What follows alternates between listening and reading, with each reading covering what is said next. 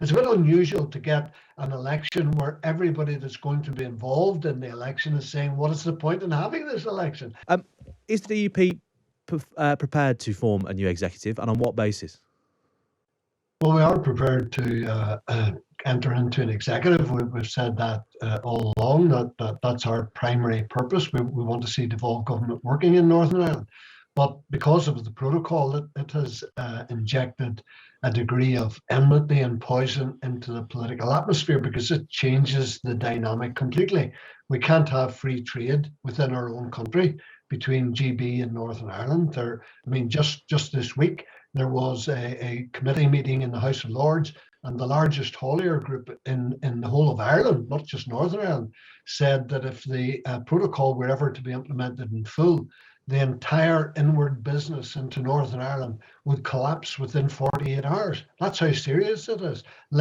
Setting aside the whole issue of the politics of EU laws within Northern Ireland. So that protocol has to be dealt with. If it's dealt with, we're in immediately.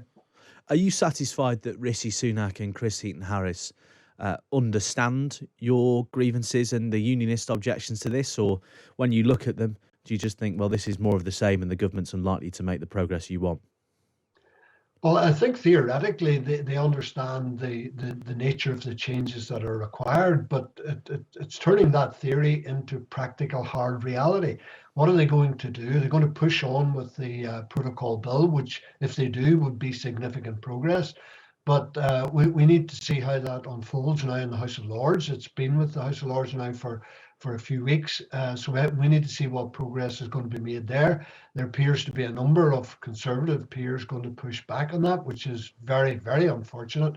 The whole premise of political agreement in Northern Ireland is built on the major blocs in Northern Ireland, the people who vote for either side, have to agree, and that sometimes can take wrangling, it can take problem solving, it can go on for ages. But everyone agrees that's the only way to do it, because we've seen what the past was like. Now, if you have a protocol which injects poison into that relationship, it's quite obvious that needs to be solved. So I think the government understand they need to solve it, but we need to see some practical outworking of what they mean by solving it. And do you think a new election will solve anything? No, I don't. And most of the commentators, almost every political party, I haven't heard one political party. So it's a bit unusual to get an election where everybody that's going to be involved in the election is saying, what is the point in having this election? Because everyone accepts that the numbers will largely be the same. There may be one or two up or down, but the problem won't change. The problem that needs to be solved will still be there. And in fact, in the words of some commentators, the issues may be more entrenched because people tend in election campaigns to dig themselves in to positions which then they have to try and move out of to get a resolution after the election. So I think it has all the hallmarks of yet another government disaster in the making if they proceed with it, but it would appear that they're going to. Just under 2/3, Gregory, just before you go, of voters polled by Queen's University and Lucid Talk agreed with the statement that the executive should be fully functioning regardless of what happens on the protocol, while almost a third disagreed. Now, I'm sure you'll tell me the third are the unionist voters without whom any decisions can be made. But do you not worry ever that you're out of step with sections of the public on this?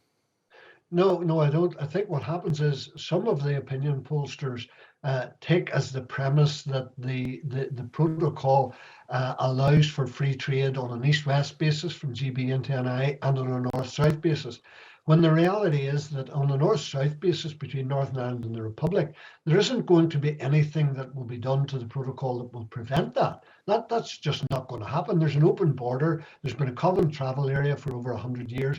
So that trade is going to continue unhindered no matter what happens to the protocol. But I think pollsters tend to put it in the minds of people. This has been a carefully constructed, ambiguous position by the EU. Do you want to see the apple cart upended? Of course, most people will say, no, we don't. So I think when it's spelt out that people can see what the reality is on the ground, a wiser counsel, I think, will prevail, and hopefully it will on this occasion. Well,